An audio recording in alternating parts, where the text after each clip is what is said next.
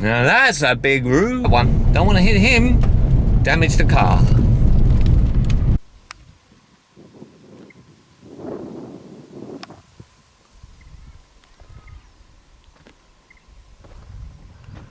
G'day, I'm Mick Angelhere and welcome to once more to Mick Angelhere's World, and I'm continuing my Outback New South Wales road trip, and right now we are at the historic Woolshed, the shearer's shed here in Menindee Lakes region. And the interesting thing about this, my father used to work in the shearing sheds in the 50s when he was a young bloke, not far from here down at Warren. And he would be very familiar with something like this.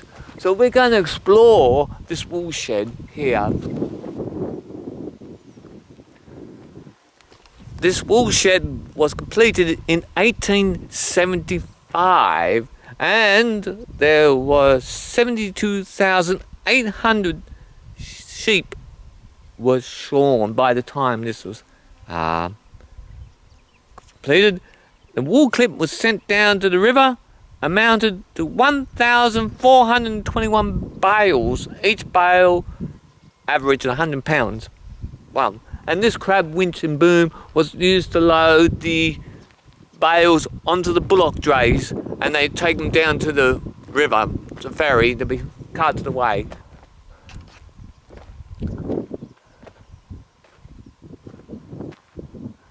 How cool is that? The steam traction engine was originally walked up from Melbourne to dig earth tanks to provide stock with water. And it was costly and slow to cart water for the boiler with bullock teams, as it was to use the teams themselves to dig the tanks. The steam engine was used to provide power for machine shearing in the Kinchega Woolshed until the 1920s, when combustion engines took over. Wow, okay, all the way from Melbourne. That's a hell of a long way. Imagine driving that all the way up from Melbourne. My God, look at the size of this. This is a beautiful bit of engineering here. And made in Leeds. Good old British steel.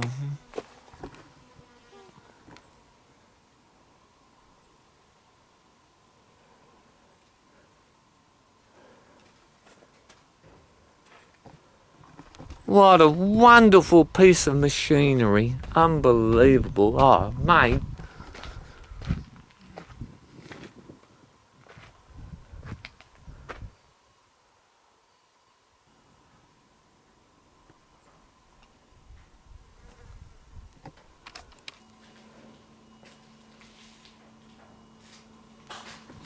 Well, it's silent now, but you can imagine back in the day.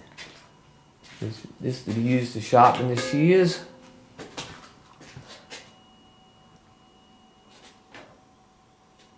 This is the machine room, and obviously various machines here.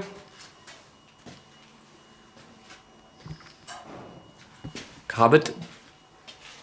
And here is where the action happened. This is where you had the shearing. These are where they used to do the shearing.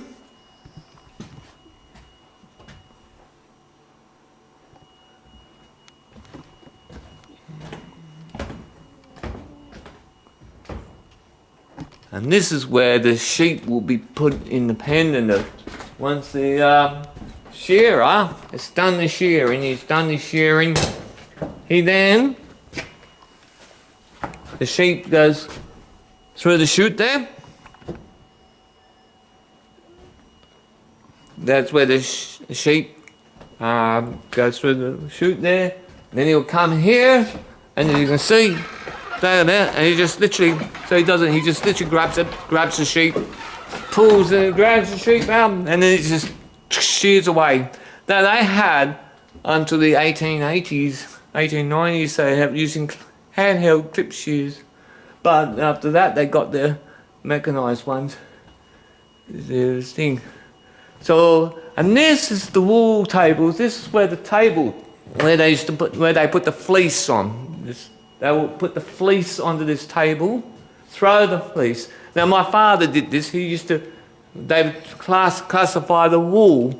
Wool classing is when they will judge what thickness, what grade, and what sort of wool it is, how good it is, and they'll mix it and they'll get sorted into different classifications.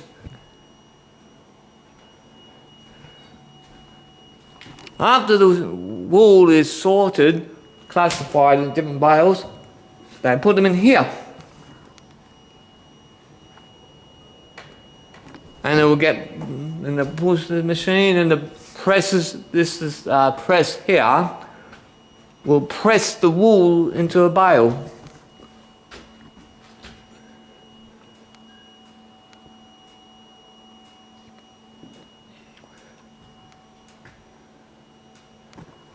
You can see how it's got wheels. It's got wheels.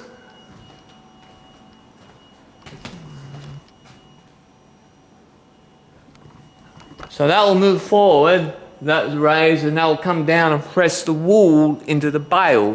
Fire that steam engine used to get the timber to fire the steam engine.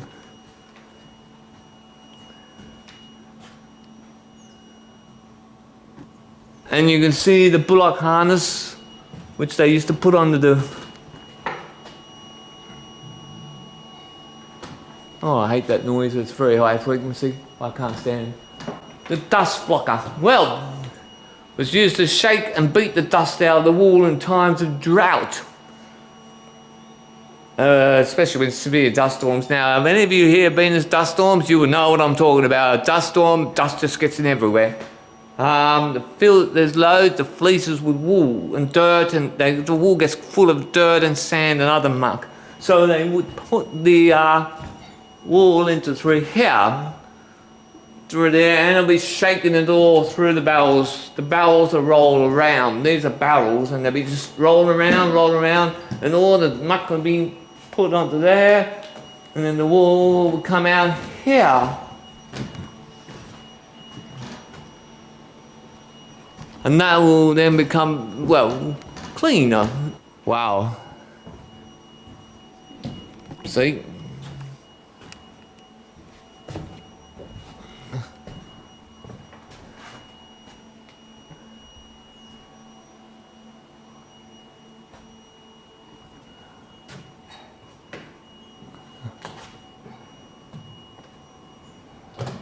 Can you imagine the noise and the sound of the sheep and the clip of the shears, the whirring of the shears?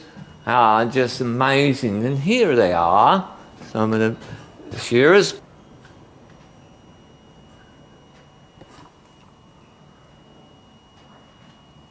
(1967) was the last time it was used as a shearing shed, and that was the 1890. These blokes are using the hand clip shears. This is the wool bales.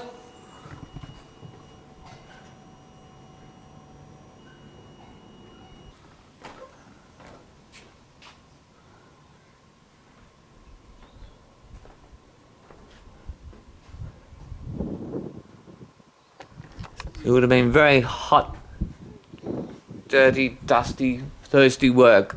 It's actually quite cool today. See, they'll bring the sheep in from the paddocks there, different to these pens where they were held undercover, so that when it rained there would be dry sheep to continue shearing. That's the reason why they put these sheds, because when it rains, well, it wouldn't rain very much, but there's nothing worse than trying to shear wet wool. And if anybody's handled wet wool, yeah, you can understand what I mean by not wanting to shear a wet sheep. And so that's where the sheep will end up, and they'll come out there and they'll be ready to collect, and up they go back to the paddock, and they just wander back to the paddock. A lot of times they'll get a mark put on them, so look, yep, different colour markings put on them, but that's where the shorn sheep will end up.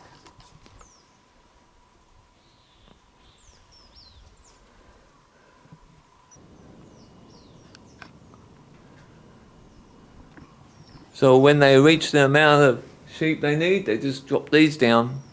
They could just drop them down to So they're up, filled up with this lot, and then they move up because this is the holding pens here, and this is where the holding pens for the shear is.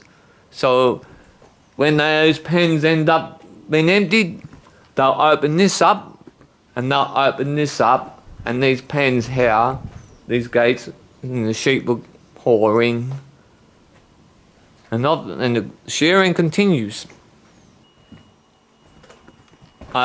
Mechanical shears were introduced in this woolshed in 1906, and there was a very big improvement on using handheld blade shears. One is that with mechanical shears, you can actually shear closer to the skin than you would with a blade. Now with a blade, you can't get as close to the skin. Now very skilled shearers can do very close, but some of it can be very patchy. But with the mechanical shears, you can go, but still, that's a very big skill to. It's a skill to be able to shear a sheep quickly. Yes, you had some Top Gun shearers, and you had those not so good shearers, and they got sheared by the amount. I think they got paid by the amount of number of sheep they sheared. So the more sheep you sheared, the more you got paid. But with the adoption of the mechanical shears, a lot of the older ones felt like, oh, hang on, this is too much. As with any new technology, people feel, oh, what's this? Why can't we stick to the old way? So, but that's life. Everything changes. These bins were where once the wool had been classed, they would put the different classes of wool, different wool into these bins, and when there was enough wool to be put into a bale, that's when they would put the wool into the bale press to be wool. But that's what wool classing is. There's different grades of fleece, different grades of wool that each sheep will have. You can have the same breed of sheep, but you have different grades of wool.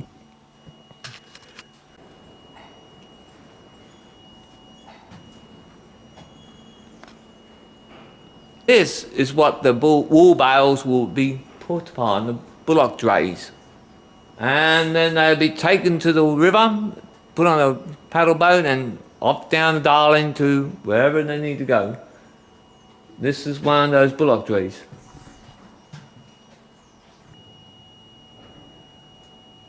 I'll wait here, and they will label with the station name and with the class of wool that is in the bale there, and then it'll be stored in preparation to be transported to the docks. So that is an example of the blade shears that were used before the mechanisation of the shears made. So, big difference.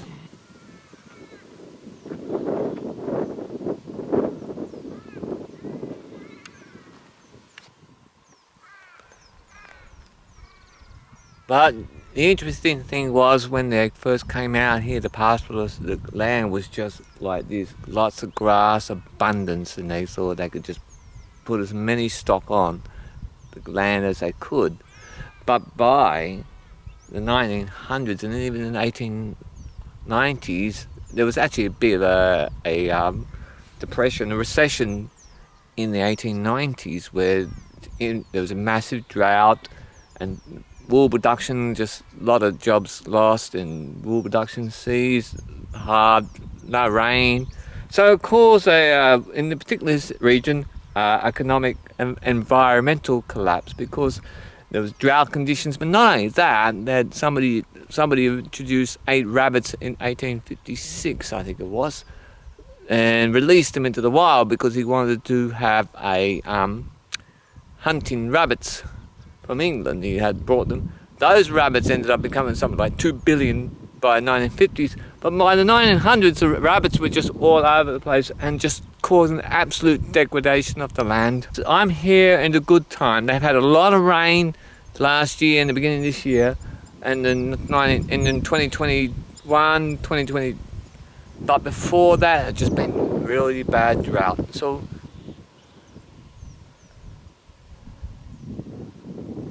how bad the rabbits were, my father was telling me when he was shearing out near Warren in the 1950, 55, 56. He said they used to just simply get a pointed rifle and just shoot. You get a rabbit, because there'd be rabbits everywhere. Literally, just place would be just heaving with rabbits. And so that's how bad it was until myxomatosis came in 1970s and just wiped out the rabbits. So they caused a massive, massive damage to the environment here in Australia. But as you can see, it has recovered. This was once a thriving sheep station, but is now a national park here. And once again, they're bringing back the native species and stuff like that. But yeah, but this is what would have been a sheep station here in Australia. And it's a big station too.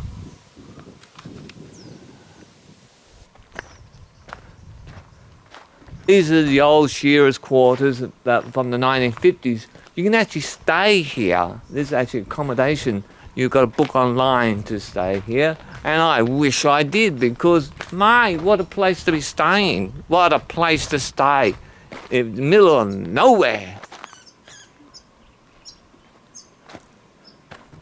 And, yeah, that's pretty posh compared to what I had when I worked in the cattle station.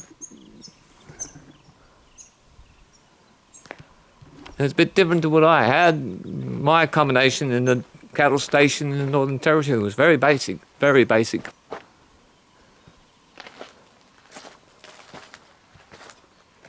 Something similar to that, but more like that.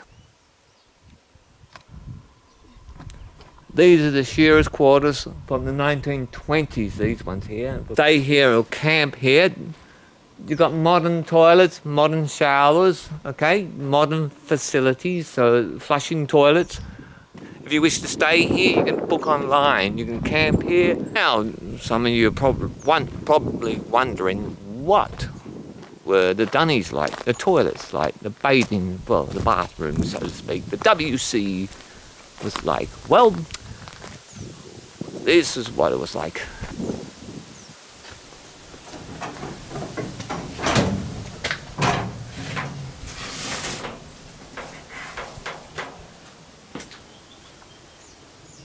That's right, it was called the long drop. This was called the long drop, the dunnies here. So this was what they were using. No flushing toilet, that's the dunnies. Back in the day, I must say they're very well preserved. Do not worry if you intend to camp here or stay here or you visit here. These dunnies are no longer in use. You've got the modern facilities over there. So that's how they did it. That was back in the day. And I think many of the older generation, the bush, would remember dunnies like that. I remember dunnies like that, and you get 6-holders, 5-holders, 6-seat. You know, you'd be like all seated like that in the bush, mate. Just, yep, do your business. Well, look at the size of this beast. This was the wheel-mounted boiler. Equipment similar to this large wheel-mounted boiler was used to power the machinery that dug and scooped out dams, to supply permanent water to stock in the station's vast back paddocks. The origin of this boiler is not known, apparently.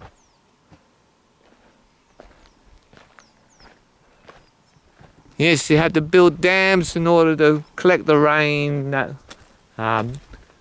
falls. And this is where the, well,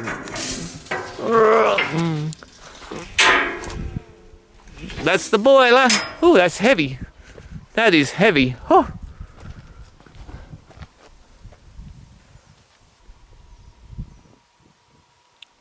shed here is the killing shed. This is where they kill the sheep, because this was an outback sheep station, miles from anywhere. And back in the day, there was no supermarkets. Back in the day, they had to be completely self-sufficient. So this is where they did the killing. Ooh. It's coming alive. Those windmills are used to draw up water from the artesian basin down there. So that when the thing, it draws up the water, bore water. This is where they would skin the sheep, gut the sheep, hang the carcasses, bleed them out. I worked in the abattoir, and I know what that's like on a large scale. But this is a very small scale. But they had to be self-sufficient here. There was no such, you can't be squeamish out here. You cannot be squeamish if you want to be a farmer or you work on a farm or anything like that, because the reality of life and death is very real, particularly here in Australia, even today, because you get sick animals and sometimes you will have to put them down, and that's where you shoot them. I've seen that happen. The cattle station on farms, boom, you shoot the animal because it's thousands of miles away from a vet, hundreds of miles. So yeah, it's a brutal reality out here. It can hit you in the face if you're not prepared for it. But this is an amazing place. I'm going to stay here one time. Mate, I'm going to stay here one night.